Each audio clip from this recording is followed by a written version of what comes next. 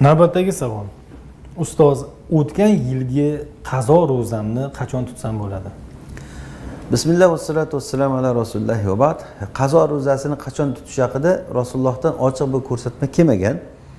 Ya'ni umum shariatning dalillaridan tezroq tutish kerak degani, buni hammamiz bilamiz. Vasari'u ila mag'firatin min robbikum. Robbilaringning mag'firatiga shoshilinglar degan. Ya'ni qarzni, qazoni tezroq qilish bu asl bor bo'lgan narsa, hamma bunga muttafaq bunda.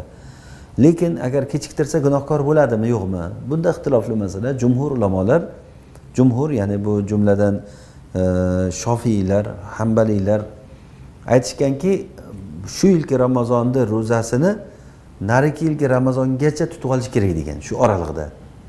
U Ramazon kirib qolsa gunohkor bo'ladi degan. U Ramazon kirib qolsa gunohkor bo'ladi deb aytadi. Buni daliliga Oysha onamizni hadisini keltirishgan. Meni ro'zadan qarzlarim bo'lar edi, to Sha'bon kelguncha, mana Sha'bon keyin Ramazon. Sha'bon kelguncha tutolmay yurardim Rasulullohning xotirasini deb. Rasululloh menga ehtiyoj bo'lib qolarmikan deb doim Rasulullohning e'tiborini olib turib men tutolmasdim. Sha'bon kirgandan keyin Rasulullohning o'zlari ham ko'pincha Sha'bonda ro'za tutardilar.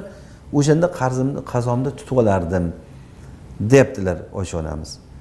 Lekin bu yerda ochiqchasiga bu shu yil tutmasa bo'lmaydi, tutmasa gunohkor bo'ladi degani ham chiqmaydi bu yerdan. Bu kishi Oysha onamizning o'zlarini misol tushunchalari bo'lyapti va yana bu gaplaridan o'shanda tutsin, undan keyin qolsa bo'lmaydi degan gap chiqmaydi bu yerdan.